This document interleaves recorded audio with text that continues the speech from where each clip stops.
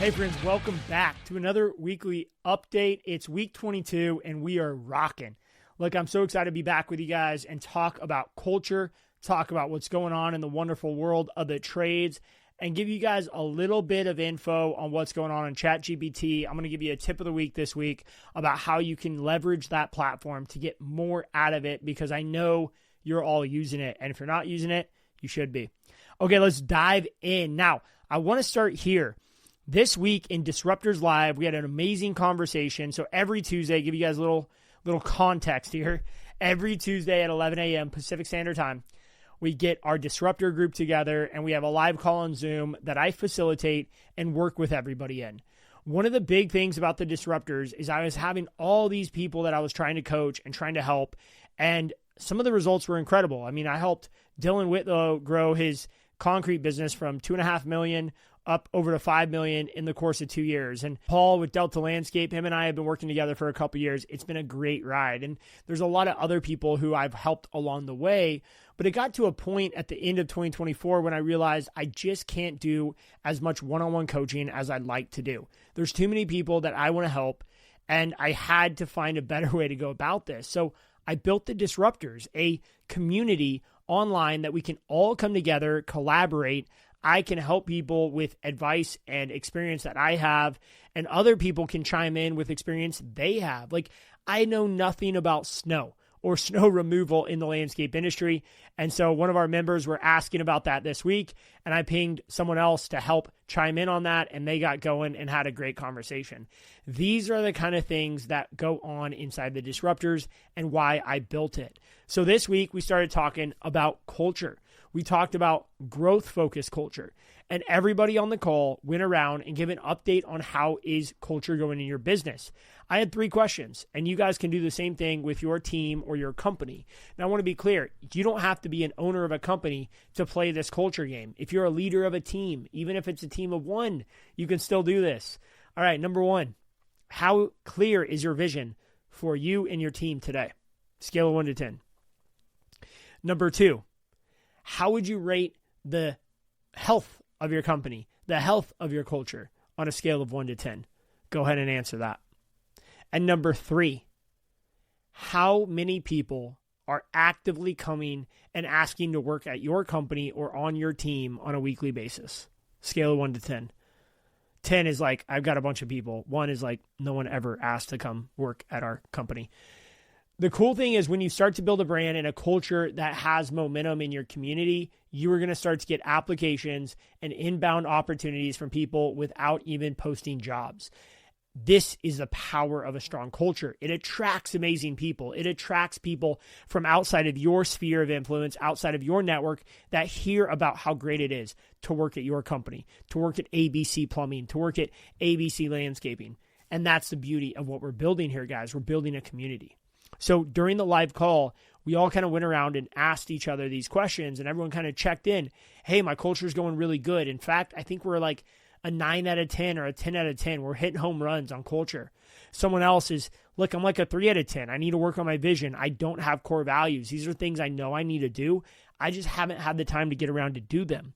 And so, boom, the group jumps into action immediately and helping each other. Hey, how did you do that? How'd you roll out core values? What was the process? What were the things that you would do differently?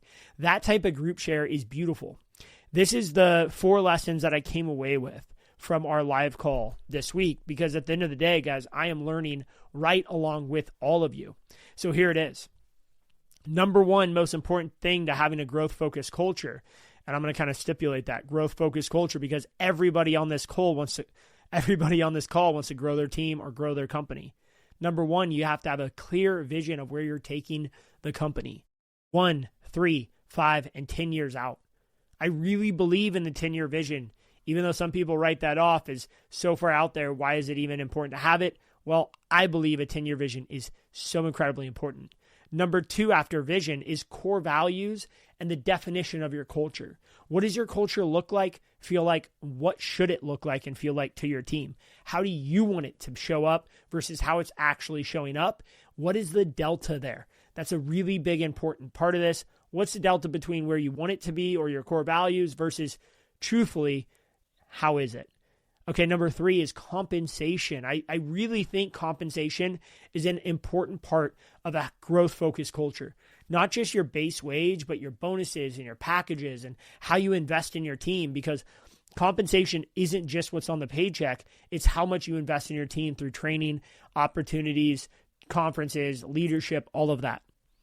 Number 4 is technology and tools. So important to give your A players the tools and technology they need to be successful. And finally, number 5, you need to remove the C players from your organization.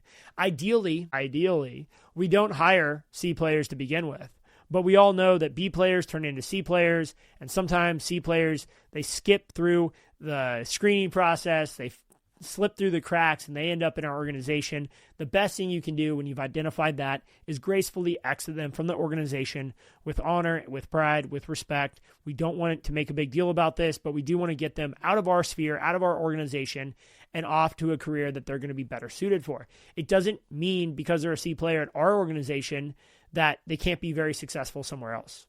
Now, if you're wondering if someone is a B or C player, it's pretty easy. I'll give you a quick Here's exactly how you do it.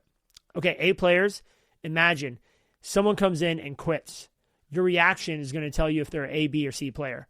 Someone comes in and quits. Your reaction, holy shit. What am I going to do? They're an A player. A B player, well, I kind of saw this coming, and I think we'll be okay. This is going to hurt for a little bit, but we'll survive. A C player, whew, thank goodness they're gone. Holy cow, I can't believe they quit because I really needed to let them go, and that feels amazing. So if someone quits and you think, and hypothetically, you can play this out hypothetically without harming anyone. If someone quits and your feeling is relief, they're probably a C player. If it's kind of in the middle, you're a little bit relieved, a little bit challenged, or it's going to be a struggle, probably a B. If you're absolutely scared to death, you're so worried about what's going to happen next, they're probably an A player. Doesn't always work if you have a small organization and it's like your finance person leaves and they're not a good culture fit. They're definitely a C player, but that's obviously going to create a lot of angst. Yeah, the hypothetical may not work there, but you guys get what I'm saying. That's a good, quick test to do. Next, ChatGPT tip of the week. All right, tip of the week is use the custom GPT tab. Use the GPTs, more GPTs. Go to the top left, and you're going to see more GPTs. Click on that, open it up. It's crazy in there. There's so much. There's one that I highly recommend called Landscape Intelligence for Disruptors. Big hint, I built it. I like it. I'm biased towards it. 2, there are GPTs built by OpenAI. I highly recommend checking those out. There's one that is a data analytics tool. It's an agent. It's incredible. You can upload your financials. You can upload any large swath of data, and it will go through and just analyze it as much as you need done, and it'll do it however you want it done. It's incredible. So use the ChatGPTs, the GPTs in ChatGPT. I wish they came up with a better name for them, but that's what they are. They're called GPTs. Pin the ones you really like and go to them when you need to do data analytics, when you need to do marketing work, when you're trying to improve your writing or your emails or whatever. Use a professional writing tool. It's built for you. It's built for that.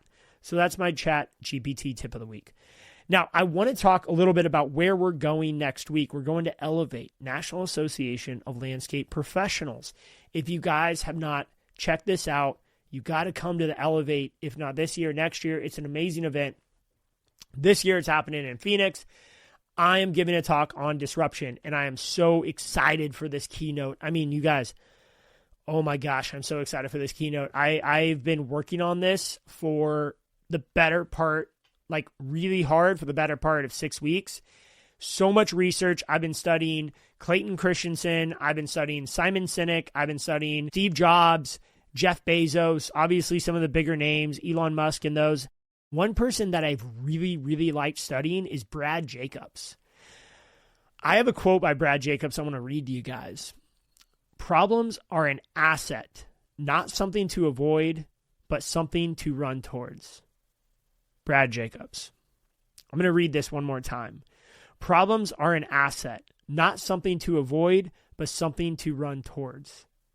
I think that quote is so profound in our business life today. I think a lot of us go through life, go through our day-to-day, and we're frustrated by our business. We're frustrated by our situation. We're frustrated by our problems. Another quote, Charlie Munger, problems are just opportunities dressed in work clothes. Look, when these amazing people, a little background on Charlie Munger, one of the most famous investors of all time, and just an incredible man, an incredible mind. He has since passed, but just an incredible, amazing person. Warren Buffett's partner for a long time, for those who don't know. Brad Jacobs is a serial entrepreneur, but not the type that you would normally think. He has built 8 companies. All 8 companies have gone on to achieve $1 billion in valuation or more. I mean, you guys know my mission, right? I'm trying to build K&D Landscape into $1 billion enterprise, and I'm bringing you along the journey with me every single week. I'm giving you updates on our journey from 20 million to $1 billion every week. And when I stumbled across Brad Jacobs, obviously I thought of, well, this is the guy, right? This is the guy I've got to be studying. And so I went really deep on this idea of Brad Jacobs and what he stands for, his book, his philosophies, his thesis around business. And guys, it's not very complicated. He has a playbook. He has a system. He has a toolkit that he uses to start a business and take it to $1 billion in valuation immediately. The fastest I think he's ever done is United Rentals, 3 months from start to going public at a multi-billion-dollar market cap. Just an incredible story that is worth reading and worth researching. Well, he was recently on a podcast called Founders. I really highly recommend watching Founders, watching this episode with Brad Jacobs, and start to think about how you observe and interface with the problems in your world, the problems in your life, the problems that you're dealing with. And when you start to think of them as opportunities and something to run towards, an opportunity to solve the problem, the fact that you get to be the person in your position to solve these problems. People trust you. People depend on you. And you've chosen this career. Or maybe this career's chosen you. But this is the decade of the trades. This is the decade where everything changes. This is the decade where the trades really take over this economy. I'm so honored to be a part of this movement, to be in the middle of this revolution in the trades. And when we start to think about how many issues we deal with every day, it can be overwhelming. In fact, it could probably make you wonder if you made the right career choice.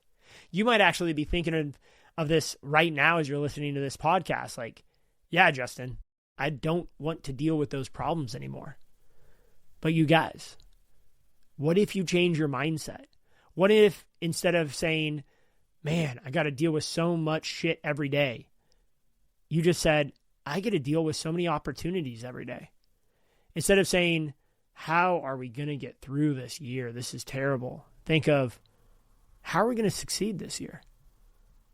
Like, you got to stand guard at your mind, because our mind, our subconscious mind, is always queuing up negative emotions and negative self-talk to our situations.